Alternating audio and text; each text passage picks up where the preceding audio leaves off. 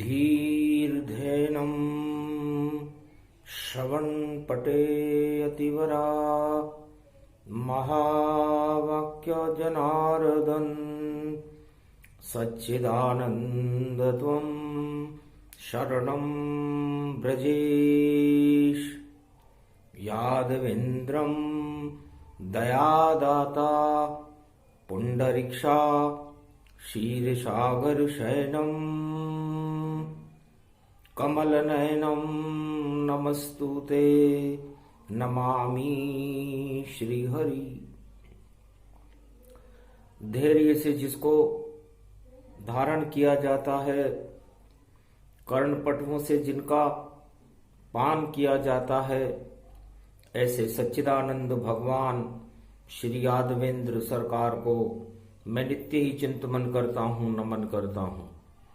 जिनको नमन करने से मंगलादि मंगल तो हो ही जाते हैं, साथ ही में बहुत बड़ा बल मिलता है मनुष्यों को। वाणी ब्रह्माणी करो, वाणी पर नितवास, राम कथा वर्णन करूं पूर्ण कर मास। भगवान शंकर से उमा जी ने पूछा, महाराज ये देवासुर संग्राम क्या है? देवगुरु बृहस्पति और दानव गुरु शुक्राचार्य सतयुग से कलयुग तक दानवता और मानवता का ही संग्राम करते रहते हैं। इसका कारण क्या है?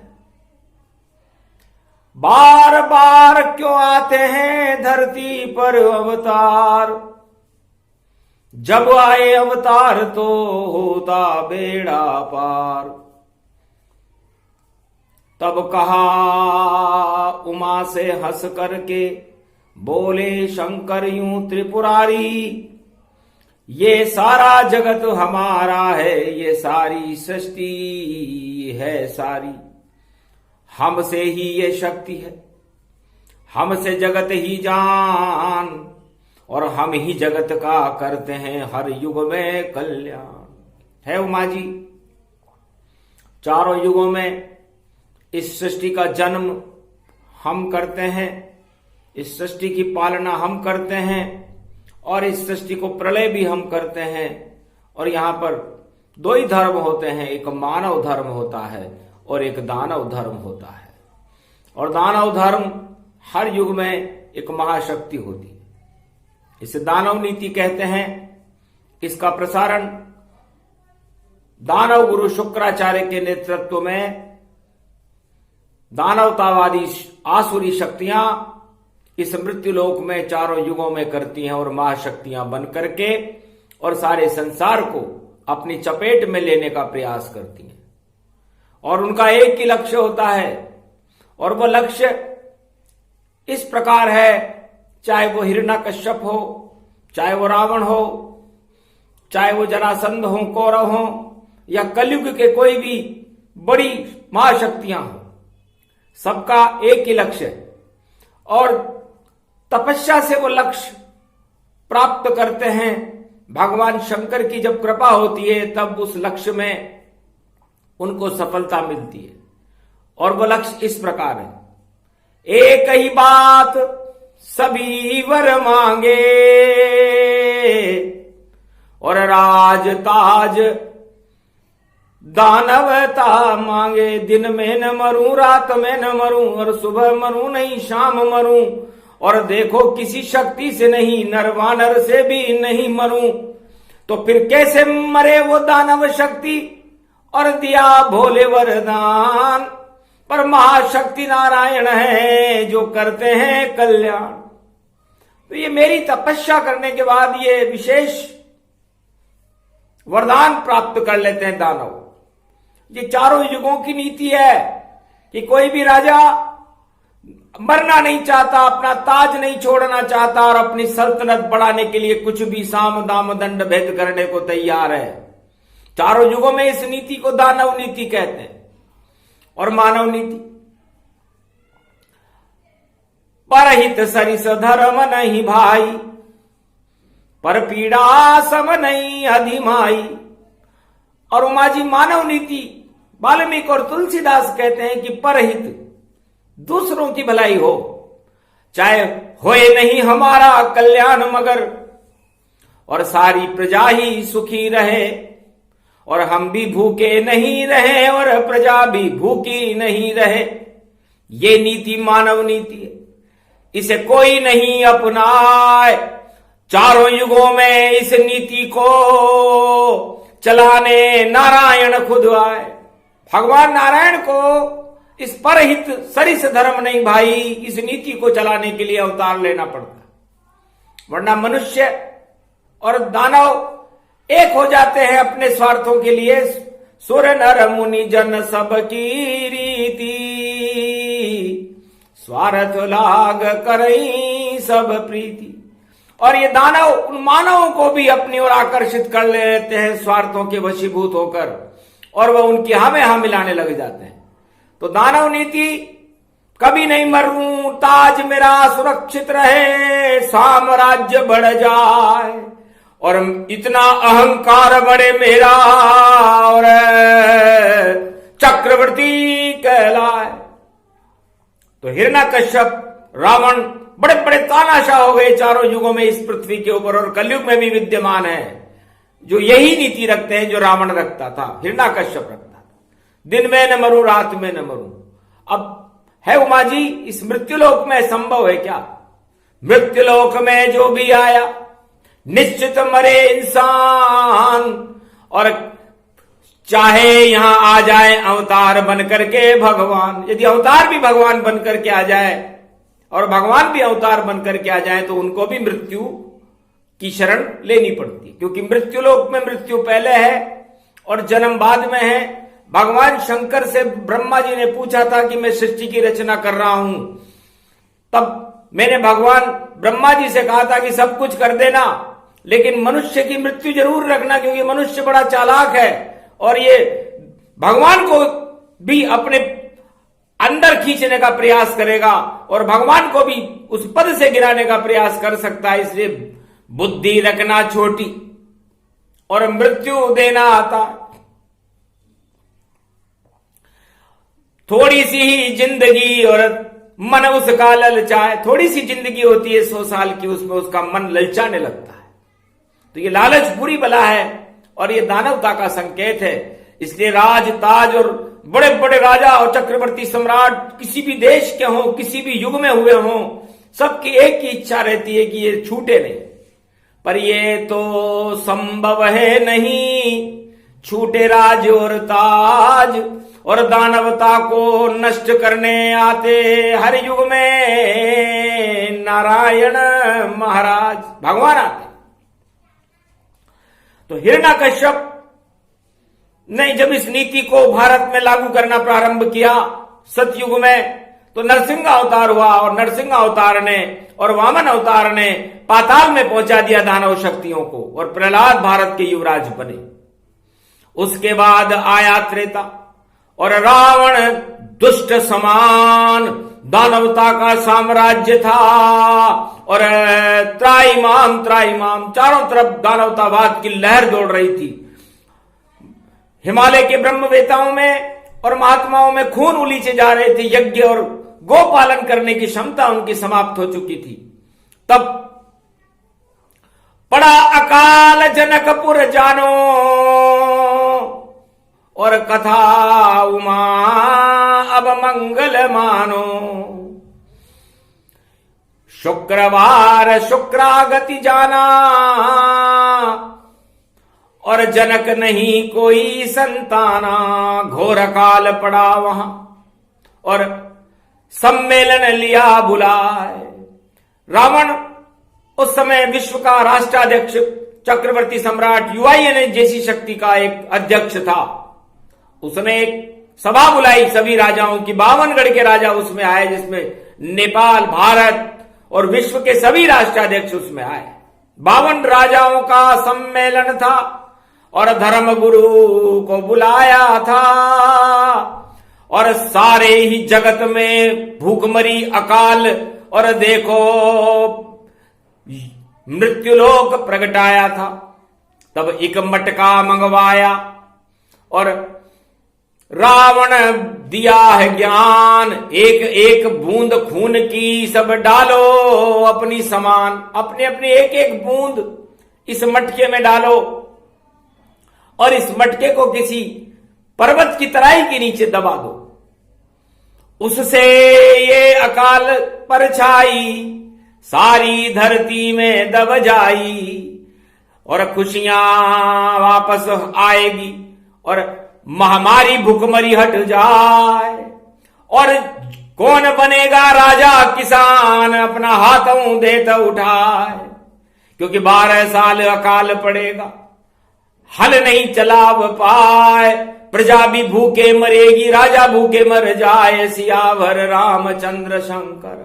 तो बाबरगढ़ के राजा इनकार हो गए कि ऐसा 12 साल के लिए तो संभव नहीं, हमारी प्रजा विद्रोह कर देगी, हमारी सत्ता चली जाएगी, इसलिए हम किसान बनने को तैयार नहीं है। हम क्यों किसान बने, हम तो चक्रवर्ती सम्राट हैं, हम हल चलाने के लिए थोड़ी आए हैं, हम तो समस्याओं का हल करने के लिए आए। तब जोर से हंसे जनक, भगवाना हाथ उठाए प्रतिज्ञा जाना, जनकपुरी में गाड़ दो इस मटके को ताय। 12,000 वर्ष तक अकाल पड़े तो भी कोई चिंता है ना है, सियावर रामचंद्र शंकर। तुम सब राजा बने रहना और मैं किसान बन जाऊंगा और मेरी पत्नी और कंधे पे हल रखकर और इस धरती पे मैं ही चलाऊंगा। इतना अन्न उत्पादन होगा, शक्ति दूं प्रगटाए, भक्ति भी ऐसे करूं। और बोले जनक हर्षाय। सन्नाटा मच गया उस धर्म सभा में कि राजा हो तो जनक जैसा। धन्य है नेपाल देश, धन्य है पशुपतिनाथ महादेव। तब कहा रावण ने हंस करके, बेटा मेघनाद इस मटके को जनकपुरी में ले जाओ और धरती के अंदर गाड़ो तुम्हें, और राजा जनक तुम भूखे मर पाओ। हर्षित हो स्वीकार कर चले जनक नेपाल, और आ गया देखो नेपाल में और सारे विश्व में काल, महामारियां फैल गई और अकाल फैल गया और किसानों की दुर्दशा होने लगी। अन्नदाता भूखे मरने लगा, चारों तरफ त्राइमाम हो गया, पाप छा गया। क्योंकि जब अन्नदाता हो कष्ट अगर, तो महामारी अकाल छा जाता है और राज ताज सब धरे रहे, सृष्टि पे भूकंप हो जाता है और फैल जाए भूखमरी और महामारी का दौर, चारों तरफ हो जाता है अकाल का शोर, सियावर रामचंद्र। इसलिए अन्नदाता है किसान रूप, भगवान उसे मानना चाहिए। और जनक बने त्रेता में भगवान, तो उनकी शरण जाना चाहिए। तो जनक नेपाल की नगरी में जपने पशुपतिनाथ महादेव जपने लगे और रानी उनके साथ। सुनैना संग जनक जी और जपे भोले तन पाए, जय पशुपतिनाथ का जयकारा और नेपालन रहे लगाए। तो कुछ भी वहां जनता भूखे मर गई, मच गया देखो शोर। ब्रह्मलोक विष्णुलोक शिवलोक में हाहाकार चौर, ब्रह्मा हिले, विष्णु हिले और शिव हिले। ये क्या हो रहा है? इतना तपस्वी राजा है जनक, और ये कौन अकाल पड़वाता है? वो खुद ही किसान यहां बना हुआ और धरती पे देखो हल चलाता है। कहां गई ये लक्ष्मी देखो, और जाओ जनकपुर जाए, उस मटके से जन्मो तुम्हें, वरना पृथ्वी प्रलय हो ही जाए। हाहाकार मचारे बेकुंठन और लक्ष्मी नारायण घबराए, और नारायण बन गए राम जी और लक्ष्मी मटके में प्रगटाए। और जब हल चला सुनैना रानी और जनक हल में जुट जाए, उस मटके से निकली जानकी और देखो पिता किसान बनाए। तब से ही किसान का और हुआ भारत गुणगान, अन्नदाता है किसान जगत के और भारत शक्तिमान। तो नेपाल और भारत के किसान बड़े शक्तिशाली होते हैं, भगवान से कम नहीं होते। इसलिए यदि जिस युग में किसानों को कष्ट हो, और किसान भुखमरी के दौर में हो और किसानों पर कोई प्रकोप हो गया हो तो समझ लो पूरे त्रिलोक में प्रकोप हो जाता है। इस जय किसान अन्नदात भवानी अन्नदात्री विष्णु नमामि सदाशिव। हर हर महादेवाय त्रिपुंड त्रिलक त्रिलोचनम चतुर्मुखारविंदम सदाशिव। अन्नदात्री विष्णु नमामि सदाशिव। हर हर महादेवाय त्रिपुंड तिलक त्रिलोचनम चतुर्मुखारविंदम सदाशिव। भगवान शंकर की कृपा हुई और ठोकर लगी जब मटके के एक कन्या शक्ति प्रकट आई और महालक्ष्मी धरती से जन्मी हट गई काल की परछाई। ऐसा तेज प्रकाश हो गया बना सुमेरु पाय और पूरा नेपाल पर्वत ही बना सुमेरु जाए। सोने की वर्षा हुई और अनधन वर्षा पार। धन्य धन्य जनक जी जो बने किसान साकार, किसान बन गए। तो एक ही राजा पूरे त्रिलोक में 4 युगों में हुआ जिसका नाम है राजा जनक, जिसको पूरे त्रिलोक की जानकारी है और भक्ति इतनी जनक जी के पास है कि उनके बराबर भक्ति 4 युगों में कोई हुआ ही नहीं। उनके घर जन्मी महालक्ष्मी और जानकी नाम कहा है। जनक की जान थी जानकी और महालक्ष्मी प्रगटाय सियावर रामचंद्र शंकर। ऐसे लक्ष्मी त्रेता जन्माई और नारायण बने राम रघुराई। अवध जन्म गए राम जी और हुआ विवाह तैयार और कुंभ पर्व तब से पड़ा कुंभ हुआ साकार। तो इस महालक्ष्मी की याद में ही कुंभ मनाया जाता है। जब मंथन हुआ समुद्र का और निकला कुंभ एक पाए, 2 कुंभ निकले सागर से विष और अमृत पाए। एक में विष निकला जिसे भगवान शंकर पी गए और एक में अमृत निकला जिसे देवता पी गए और महालक्ष्मी निकली। तो कुंभ से जन्मी महालक्ष्मी और वर बने राम रघुराई और प्रकृति और ब्रह्म मिले दोनों और त्रेता युग गति छाई। इस तरह कुंभ का पर्व सबसे पहले त्रेता युग में प्रारंभ हुआ और ये जनक जी किसान बनने की खुशी में ये कुंभ पर्व पड़ा कि धन्य धन्य 52 गढ़ राजा आए मात माता। अरे धरती बचा ली राजा तुमने और कुंभ पर्व प्रगटाए। तो चारों दिशाओं में कुंभ भरता है और 4 कुंभ पड़ते हैं। तो 4 कुंभ और 4 दिशाएं और 4 रूप चतुर्गति जान। 4 वेद की शक्ति उसमें ब्रह्मवेता करते स्नान। तो सदी 21वीं ऐसा ही है। हुआ किसान प्रकोप हरिद्वार में कुंभ है, रोक सके तो रोक सियावर रामचंद्र शंकर हरिओम। तो सदी 21वीं कुंभ ही जानो और किसान कल की अवतार को मानो। तो कल की अवतार कलयुग में किसान बनेंगे, अन्नदाता बनेंगे और अन्न धन की भारत में कोई कमी नहीं रहेगी। ये प्रसंग उमाए सुनावा और चरित्र कल की अवतार बतावा। त्रेता में से जन्मे थे देखो जनक महान और जानकी निकली कुंभ से। तो कुंभ पर्व गतिमान सियावर रामचंद्र शंकर हरिओम। तो जब जब भी किसानों पर 4 युगों में और जब जब भी प्रजा पर दानवतावाद का प्रकोप हुआ उसके बाद संसार में उथल पुथल मच गई और उथल पुथल का परिणाम अवतार होता है। तो लगता है अवतार निकट भारत के, क्योंकि उथल पुथल यहां भारी है और कुंभ पर्व पड़ा हरिद्वार में और संतों की यहां सवारी है। तो 33 करोड़ देवता और ब्रह्मा विष्णु महेश और कल की अवतार हैं आए भारत देश सियावर रामचंद्र शंकर हरिओम। तो जब जब कुंभ पर्व पड़े भारी और संकल्पों की है तैयारी और सब किसान मस्त हो जावे। अनधन भारत खूब प्रगटावे और कोई कमी भारत नहीं पावे।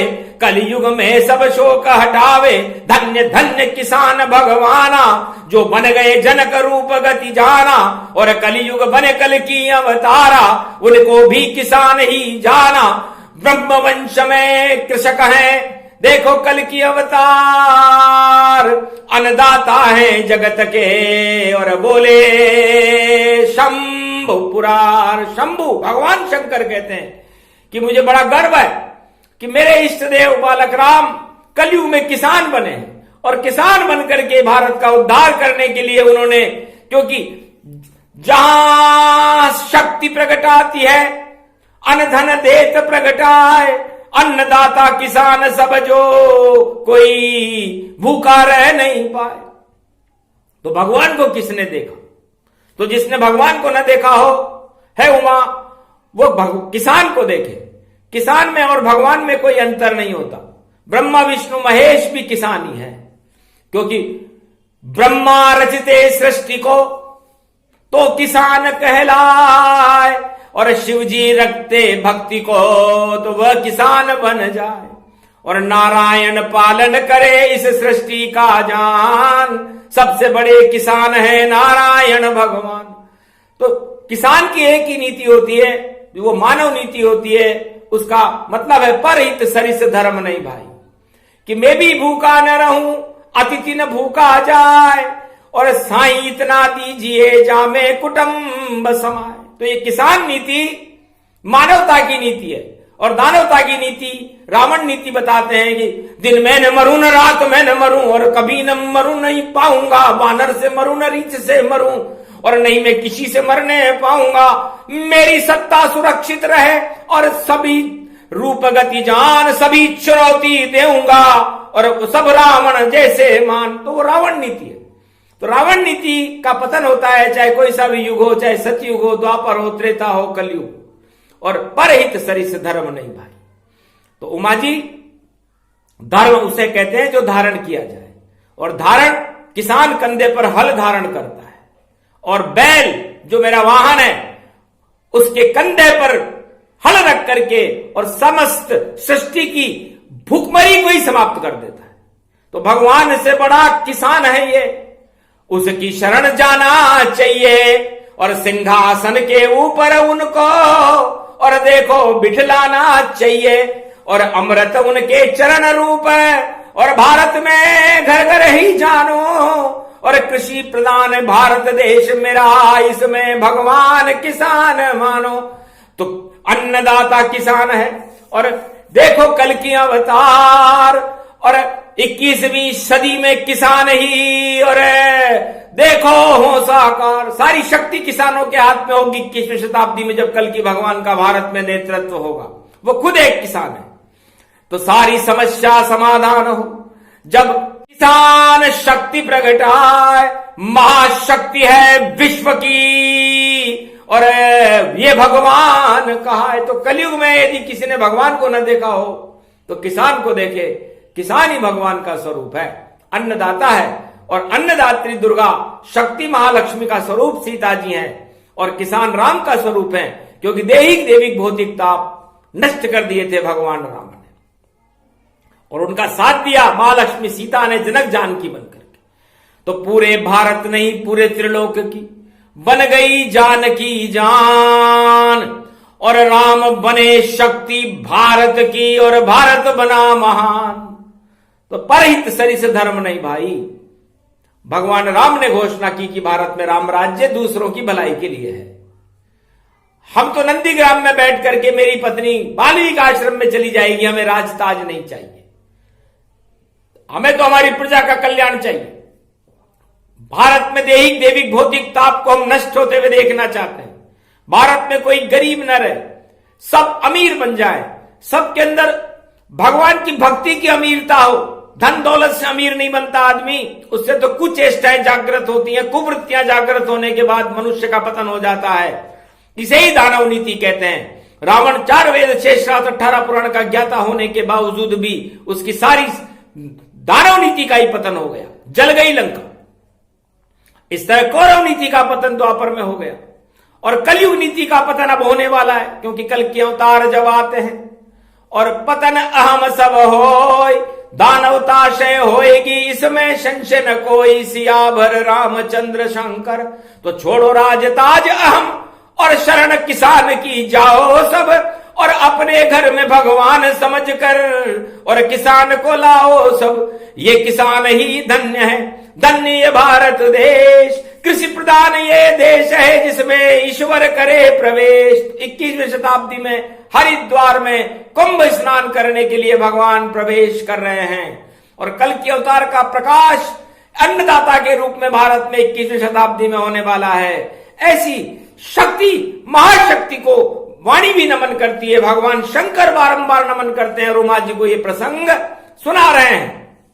शुक्राचार्य और शुक्रवार है और नीति का हो हास, जो भी दानव नीति रखे ईश्वर के कभी ना आए पास। ईश्वर के पास वो आ ही नहीं सकते, क्योंकि छल कपट प्रपंच रखने वाला वह खुद मुझसे शर्माता है। आना तो यहां तक दूर रहा, पहले ही नष्ट हो जाता है। तो छल प्रपंच कपट ये सब बनते नाश, और जो करते हैं परहित ईश्वर उनके पास।